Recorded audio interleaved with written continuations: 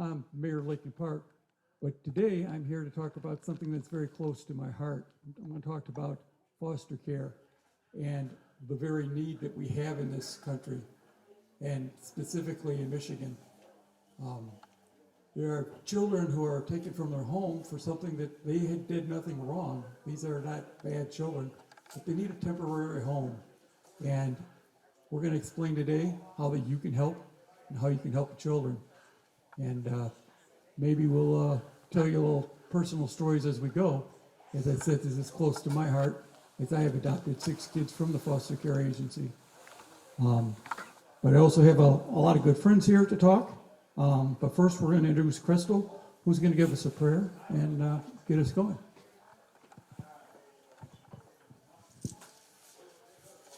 Lord, we ask that you bless this gathering today, and that those who are here to listen and those who may see it once it is recorded, that their eyes and hearts are open, ears are open to what they hear, to help these children. They are the ones that matter the most. And we thank you for your presence. Amen.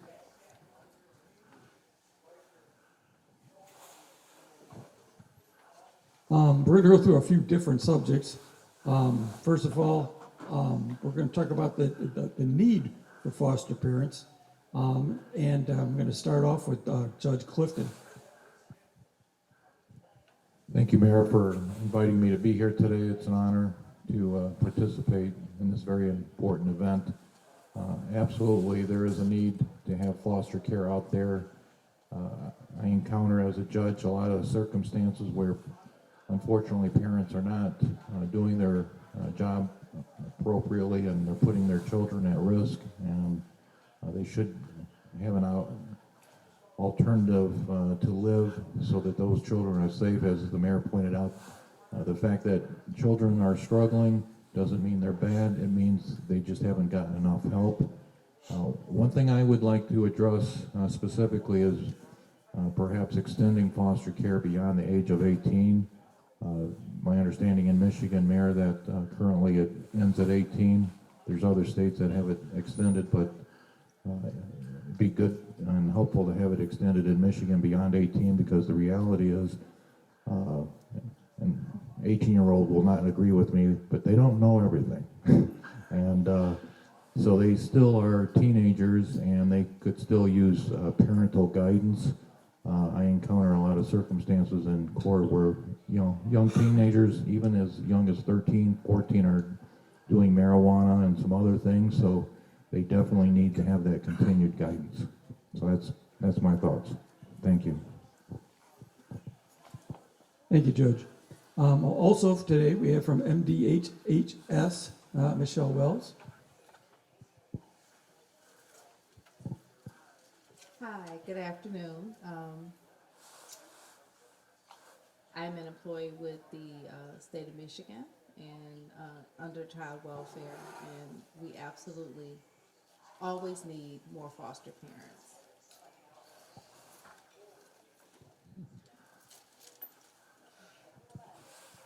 Our next speaker is Fred, who's going to give you a little history of the forum and how this has gone in the past. And Fred has really been the man pushing behind this, and he has done a lot of work, legal work for foster kids over the years. And he's done a lot of work and a lot of things for Lincoln Park as well.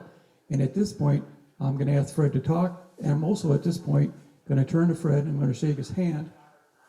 And I'm going to give him the key to the city of Lincoln Park. Thank you.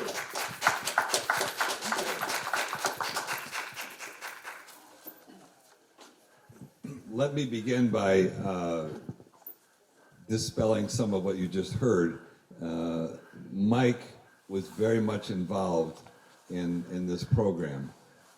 It's like if I was the quarterback and I threw a 5-yard pass and Mike was the receiver and went 75 more yards with it and scored a touchdown, I would get credit for an 80-yard touchdown pass when in fact I did very little. Mike was very much involved with this forum, and I think he's already given you some indication as to what his interests are. I also want to thank the Exchange Club for providing pizzas today. And in a couple of minutes, I will explain how they were very much involved in the history of this kind of program. In 2004, in December of 2004, I took on a new phase in my law career, and that was representing children in Wayne County Juvenile Court who had been abused and neglected.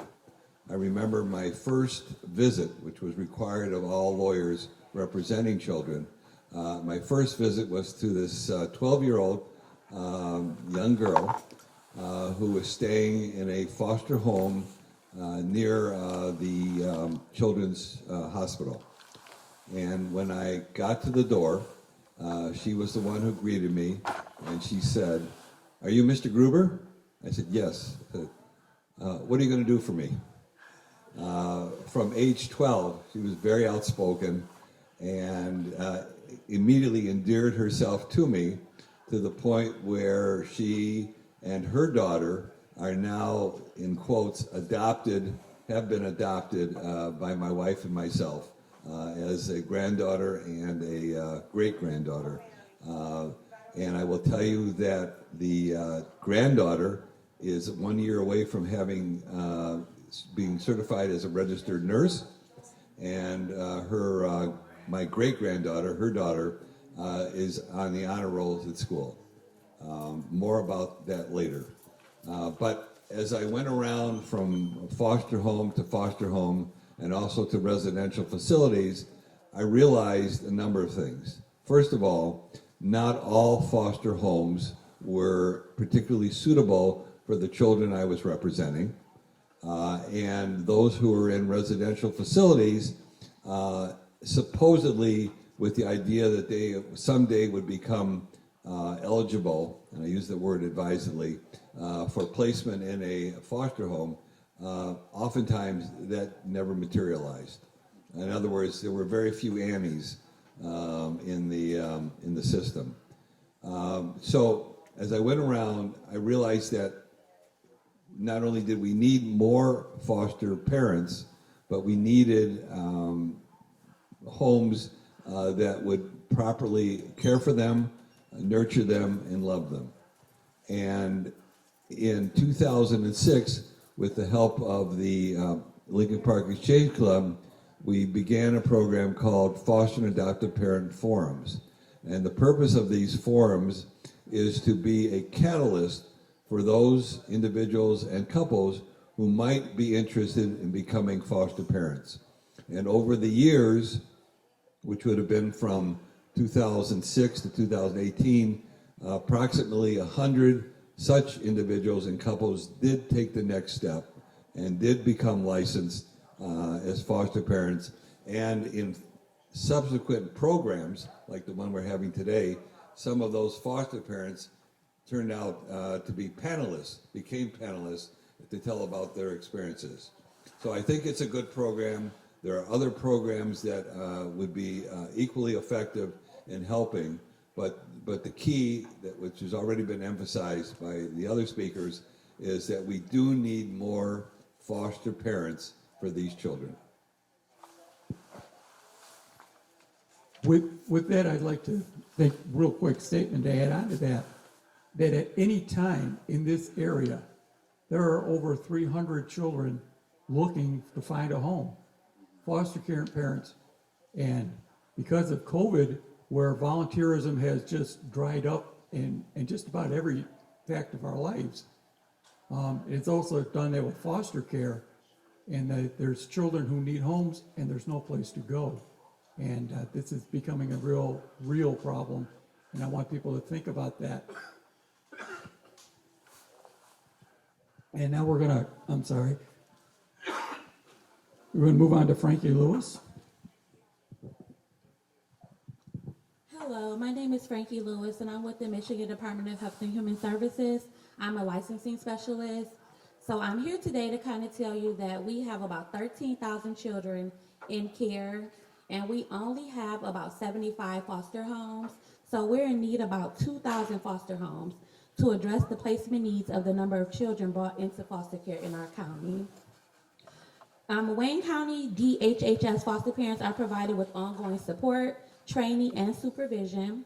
Wayne County DHHS provides regular visits to the foster home, case management, transportation, counseling, financial assistance, and other services as determined by the needs of the child and the foster parent. Additional services include ongoing training opportunities for the foster parents to ensure the home remains in compliance with licensing. Another service to the foster families includes a variety of retention events or activities designed to provide a sense of appreciation for their service to the agency. Frankie, do you want to just spend a minute talking about the licensing process, how long it takes to become licensed? Yes, so it takes about 3 to 6 months to become licensed. You must attend an orientation, which is about 2 hours. You must attend GROW training through Judson Center, which is about 24 hours of training. After that, you will have to pass a background check in order to become licensed. And then we will have to do a home assessment of the home to make sure it is appropriate. And once that is completed, we will send it up to the Division of Licensing to determine whether or not the home can be licensed. So through the whole process, it's about 3 to 6 months. Thank you.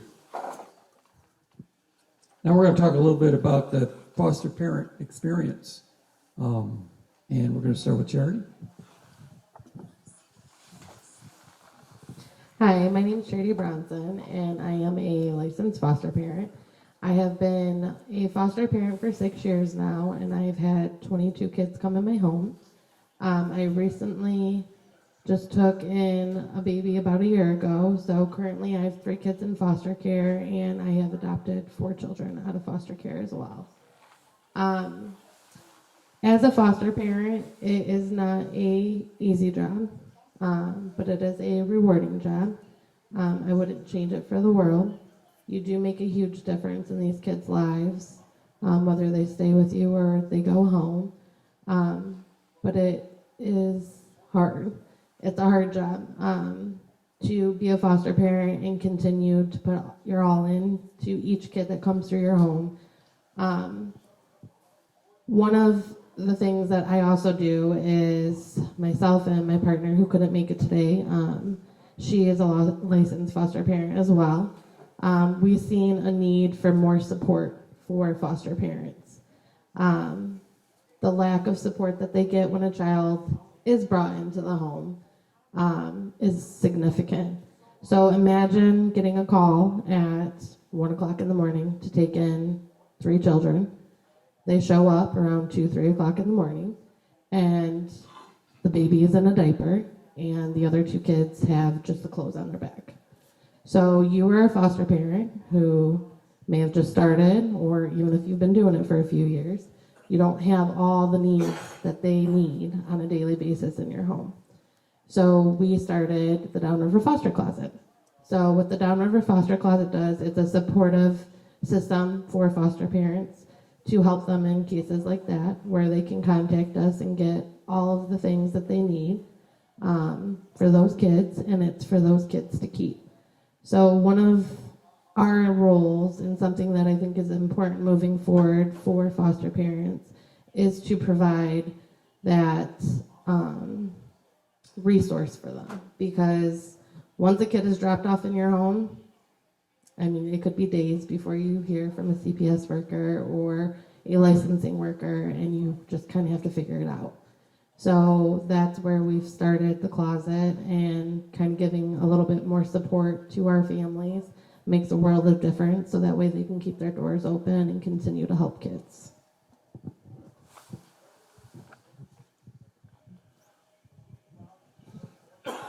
As I said earlier, my name is Mike Higgins, and I've managed and done a lot of things in my life that I'm very proud of. Being the mayor of Lincoln Park, being a coach for 30 years.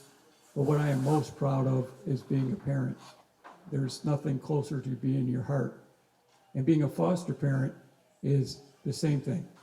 You're a parent to those kids. They need somebody to give advice. They need somebody to be there for you, to make sure they go to school, to help them with their homework. to get them through life. And like she said, a lot of times the kids will show up and they have nothing.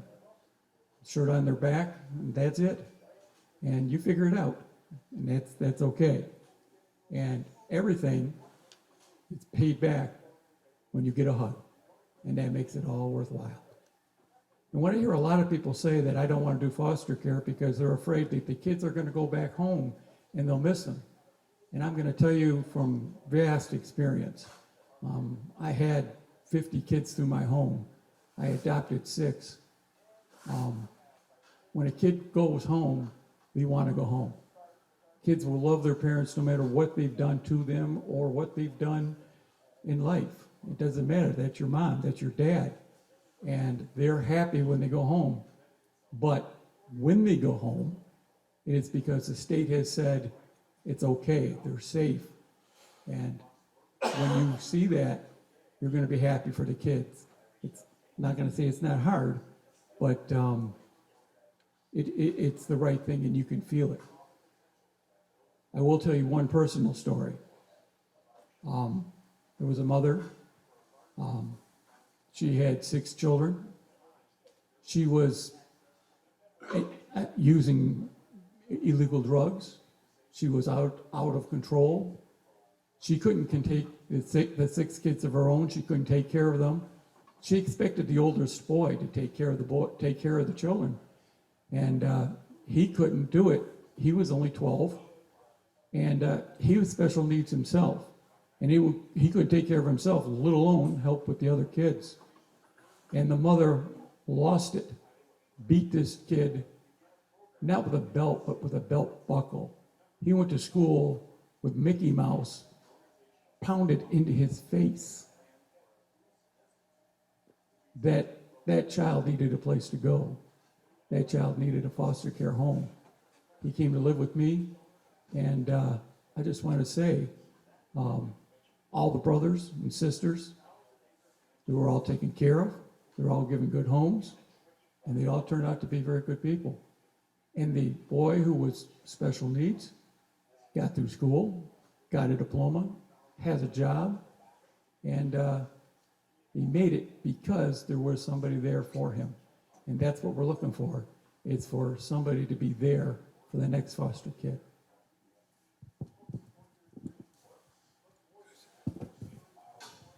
Mike touched on a very important subject and very emotional one.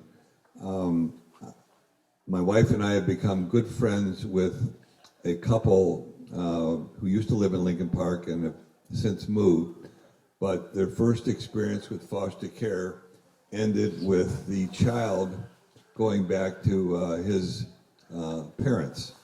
It was heartbreaking, but they were very philosophical about it and basically said that as foster parents, you love the child as long as you have him or her.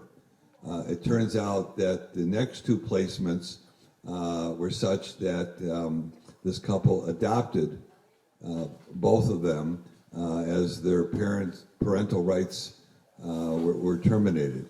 So I think that's a good attitude to have. You love them as long as you have them, and it does make a big difference in the life of that child. Next up, we're going to talk about foster care support, and we're going to talk from Charity again.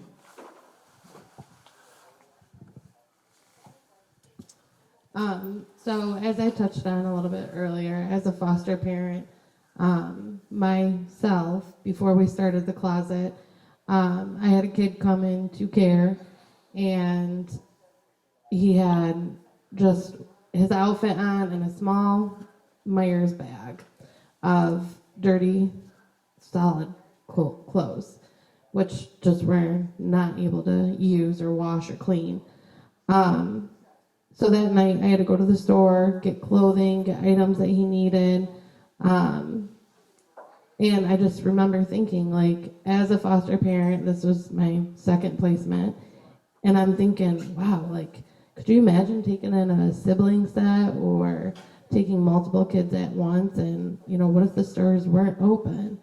So resources for foster parents, I think, are very important. One of the things that we've been trying to work on is support groups for foster parents as well, because people who have not done foster care, they have no idea what it's like. If you're not working in foster care, if you're not a foster parent yourself, you don't know what the foster parents are going through or what the kids are going through or the daily struggles that they have being a foster parent. So the support groups is something that we're looking to add on hopefully within the next year, so that way foster parents can get together and rely on one another and kind of talk it out, because a lot of these cases, these kids have gone through so much trauma that you have to consistently be looking for ways to help them. And sometimes you just get stuck.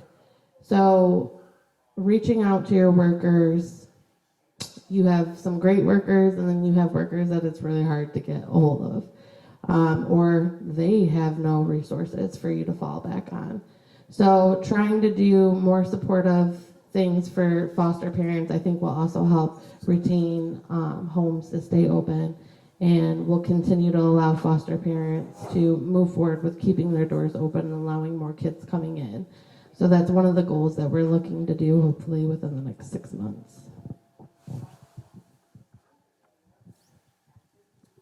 I want to say as a former foster father that the idea of the foster closet is absolutely amazing. We used to have one in the agency I worked with, and we had the deal because, like she said, I had children show up in the middle of the night, nothing, no clothes, no anything, and you go to the foster closet and you could get a couple outfits, and the way it used to work was you could get some stuff and then you could donate some stuff that your kids couldn't use anymore, and it's just amazing that how happy the kids are, because a lot of times the kids are coming into foster care, they're just so happy to get anything because they didn't have anything before they got there. And it's amazing to see that.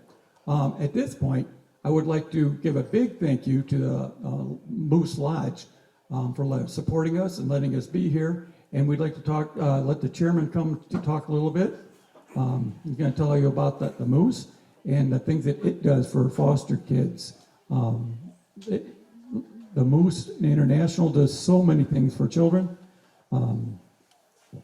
I would suggest anybody who would like to hear the story of Moose Art, it is on YouTube, and I would ask you to check it out. Thanks, Mike. Thank you, Mike. My name's Al Sato. I'm the president here at the Moose Lodge. And I'm going to give you a little insight. The main thing I'm going to talk about is Moose Heart, which is our child city 38 miles outside of Chicago. It was dedicated in 1913 by the Moose International, and in that time period of 110 years, over 12,000 children have graduated through Moose Heart. Moose Heart children come from a wide variety of reasons we care for them. Some have lost both parents.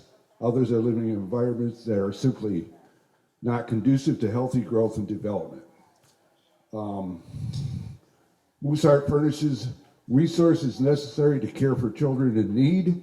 The Moose Fraternity provides children with a wholesome, home-like environment and the best possible training and education. Once a child is accepted into Moose Heart, everything is provided for them: their education, their medical, and all their recreation. They also have a year-round day camp that is another 40 miles west of Moose Heart that the children are free to use, and that is fully supported by the Moose Fraternity also. The heart of this program are family teachers. The family teachers are in the single family residences, and they can have 8 to 10 children in each residence. And these family teachers provide a consistent, systematic method of care with emphasis on social skills development, skills and Skills essential for success in later life. And that's the biggest challenge we're having right now within the Moose fraternity, is having these home teachers for the homes. I think we have like 80 homes there. This all sits on a 1,000-acre campus, just to give you a picture. Mooseheart has its own zip code. That's how big it is. The biggest challenge is the family teachers. I think there's only 10 homes open right now. In the state of Michigan alone, we sponsor, is supported by the state of Michigan fraternities. We have 80 lodges within the state of Michigan itself. Nationwide, I don't know, Karen, how many? Oh, nationwide, over 1,000. Yeah. Like in the thousands. Yeah, something like that. 1,300 lodges nationwide. We are in Canada. We are in Great Britain. I know we got lodges up in Alaska. But we do have this information back on the table, and we'll answer any more questions somebody might have. Mike is a member of our board. When he brought this event to our board for approval, we just said, what can we do? We will do anything for children. Thank you. Yeah, these children are taking, they have their own hospitals, their own doctors, everything. Everything is done for them. We have a young lady in the back, and she's telling us about Mooseheart. As I said, please check it out on YouTube. But it's a city into its own just for foster kids. It has hospital, it has the high school, it has churches, it has bowling alleys, it has football, it has anything that any city has, and it's there for foster kids. And Al has one more thing. You know, I've heard the talk here about how foster kids are get neglected after they turn 18, and that's one thing that does not happen in Mooseheart. The majority of the students that graduate from Mooseheart, there is financial aid available to them to go on to college, and those that do not decide to go to college, they can stay at Mooseheart, and they pay like a stipend to stay there until they can afford to go out on their own too. They are not booted out. Thank you.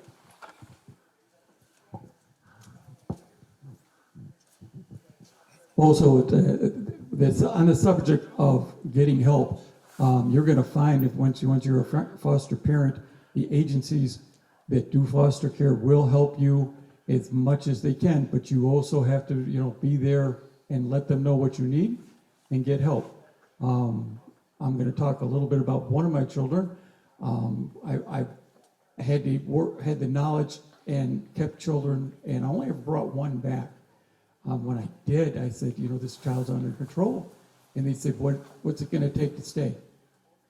And they got doctors, they got some legal advice, they got everything they needed. And I'm very proud to say that he stayed with me, and he was one of the children I adopted. Fred, I think you're up next. First of all, let me join Mike in thanking the Moose Lodge here in Lincoln Park for their hospitality. We really appreciate having this facility available for this particular forum. I retired from being what they call a lawyer guardian litem representing abused and neglected children in Wayne County Juvenile Court. I retired from there toward the end of 2018. But one thing stuck with me, and that was that many of these young people would age out of foster care and also out of the juvenile justice system ill-prepared to enter the real world. Many would not have completed high school, so they didn't have a diploma. Many did not get the life skills that they needed or the job skills that they needed to take on meaningful work.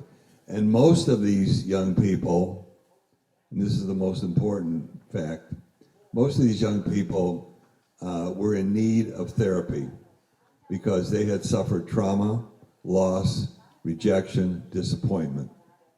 So over the last couple of years, we have been in the process of trying to get the Phyllis Gruber Resource Center off the ground. Pastor Shipling very kindly offered us a home there. We have in place all of the important components to address the needs of these aged out young people. And we're just in the process of getting the necessary funding to open the doors.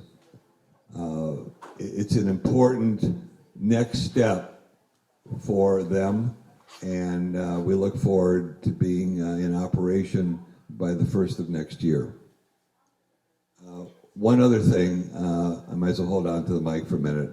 I can't emphasize enough how transformative a foster parent can be in the life of a child. So I'll give you one more example of a case that I had. This was a young girl who was in a good foster home in Detroit, and the case was reassigned to me. When a case is reassigned as a lawyer guardian ad litem, we are required to go out to the home, talk to the foster parent, and if the child is of an appropriate age, talk to the child as well. I went there, and for the 45 minutes I was there, I learned the following: that this child at one point was a very good student, behaved well in school, and all that had changed. And when I asked the child, please tell me why things have changed, she would not say a word. Did not say one word to me. The case was up for a review hearing. Her parents, the rights of both of her parents had been terminated. The parent for abusive behavior, and the father was, I think, just abandoned the family when the child was born, as I recall. So I thought it might be best if I went out a second time so that I could report to the court what my visits dealt with and how I was progressing with the case. And again, I was stonewalled by this child. Now I have to indicate that at the time I was dealing with a private agency and not with MD HHHHHS. So you're not implicated in any way in this particular case. The case went to review hearing. I finally got an updated report, and I was told that the private agency had found permanency for this child, which consisted of transferring her to her maternal aunt and cousin who were living in Georgia. So after the hearing, I went out again, and I tried to ascertain what was bothering this child. And again, not a word. Between that visit and the next visit, the aunt and I missed an important point here. The foster parent in Detroit thought that maybe the child's needs would be better served if she were transferred to a different foster home. So now, instead of meeting the child in Detroit, the new foster home was in Macomb County, which is still in Michigan, but farther away. And I went out there, and again, on the first visit with the new foster parent, and again, we're required when there's a change like that, nothing. After that visit, the aunt and cousin from Georgia came into town, met with the child, my child client, and I was later told with the mother as well, whose rights had been terminated. So following that, and from what I gather, that meeting which took place at some hotel, the aunt and cousin were very strict with this child, and were unhappy with the fact that that her mother's rights had been terminated, so on and so forth. So after that visit, I get a frantic call from the foster parent saying, "You have to come out here. Your child is ready to talk to you." And you can imagine what was said when I did go out there. She opened up and said, "I don't want to go with them. It's not safe for me. They are mean and elaborated." So that basically told me that and explained the reason why this child had been quiet all these previous visits. She had basically given up hope that that her life was going to be in ruins because this would be more of the same, only it would take place in Georgia now instead of in Michigan. So after hearing from her, I contacted the DHHS division that deals with children who are permanent court wards. And at the time, there was someone named Mr. Johnson. Does that ring a bell? Anyway, he's supposed to be the George Washington of all these children in that particular situation. And I was assigned one of his deputies and basically wrote a 4 or 5 page memo to him saying that we're here, all of us are here to protect children and to act in their best interest, and that the proposal that this private agency was making, i.e. that the child would move to Georgia, was not in the child's best interest and had the great potential of further harming her.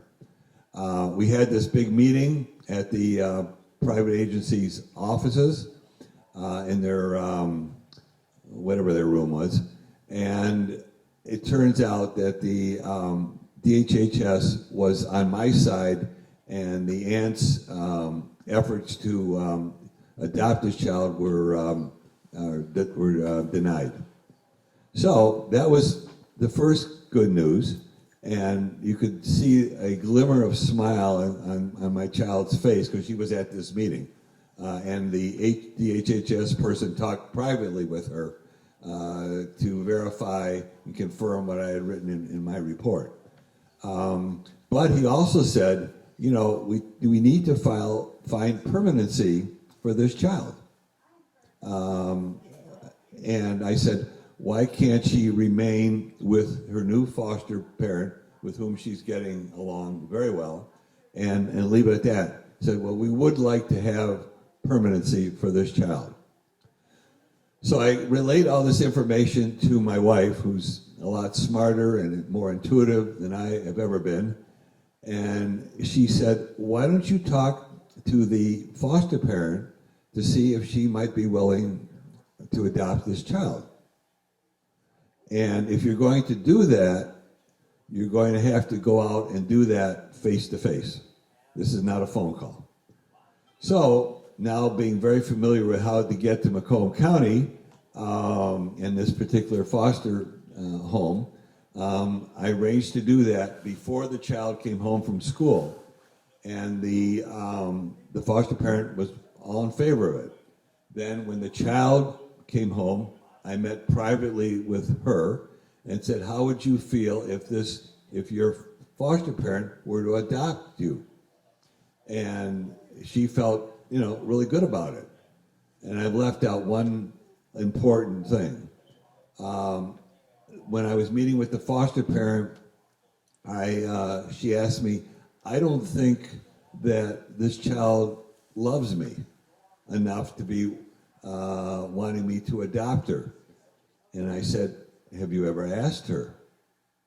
And the child, in different words, basically was saying, when I met privately with her that same day, I don't know that, my foster mother loves me enough to want to adopt me. Well, the answer is they both loved each other very much, and the adoption went through. This, as I said, was a transformative experience in the lives of both the foster parent, then who became then the adoptive parent, and this child. And it did more than that. It broke the cycle of abuse in this particular family's history. And I mentioned earlier about my first child client who, on her second placement after I got involved in the case, became the one that she had through high school and then beyond, until she found this young man that she thought would be a good father for the child. The father's parents took her in, and they are the parents of this young girl whom I mentioned is a honor student at a very challenging in a very challenging school district. Again, the cycle of poverty, and well, that too, but the cycle of abuse had been broken. So all of that to say, we need more foster parents because they are in the best position to help these young people move on from what would have been negative parenting experiences to positive ones, so that when they become parents, okay, they've been exposed to what's good about parenting, and they will raise their children just like my adopted granddaughter is raising my adopted great-granddaughter in a very spoiled but loving way.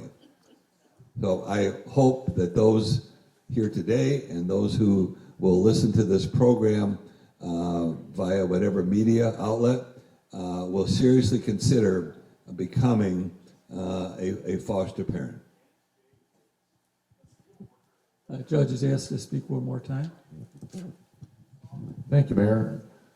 As I listened to the panel, it reminded me that as a parent myself, and I'm sure all parents are aware of this, in order to properly raise our children and teach them how to eventually become adults, as a parent, we have to have a sincere passion and desire to accomplish that.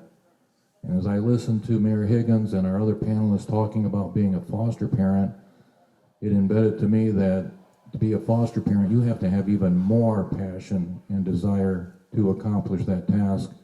And as a result, I agree that the state should look into trying to provide more resources for those parents, foster parents, to encourage more foster parents to engage and become a foster parent, but also perhaps look at some down the line options like what was brought up by the Moose Lodge representative to provide educational assistance for the child himself. So I think there's a lot of options that are available, but those foster parents deserve it as well as the children. Thank you. Thank you.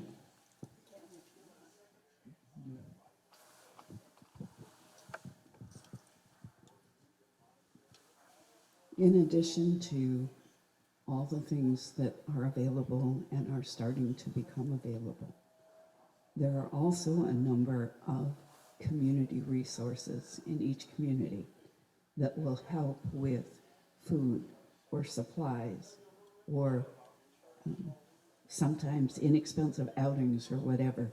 And so you don't do it by yourself. I have 6 kids. I didn't raise those 6 kids alone, nor did Gary, nor did we together raise those 6 kids alone. It's a community effort every time a child is in the community. It involves the schools, it involves the parents or the foster parents, it involves everybody that they interact with in stores, in businesses, everywhere. When you raise a child, I guess this is the one thing that keeps coming across my mind.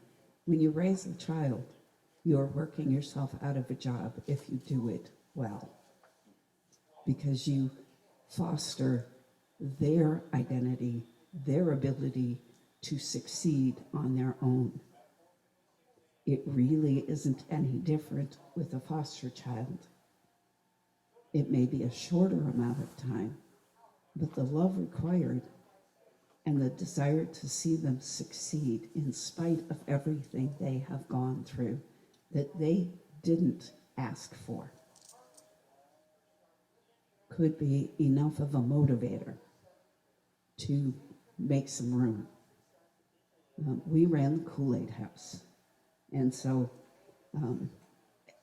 lots of families already do that. And if you're the least bit tinged, if your heart's the least bit tugged, this is a good time to go, all right, let me find out more, and talk to people who can tell you what this process involves.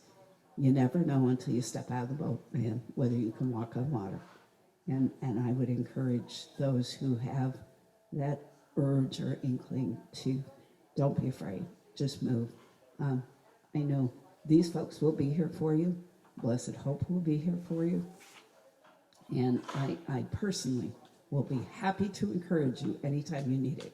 Because I'll tell you, if you weren't crazy before you started parenting, you're going to be after anyway, so it doesn't matter. Just go for it and enjoy the experience of building a child's life.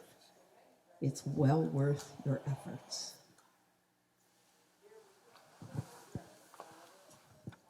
I want to echo exactly what Crystal said.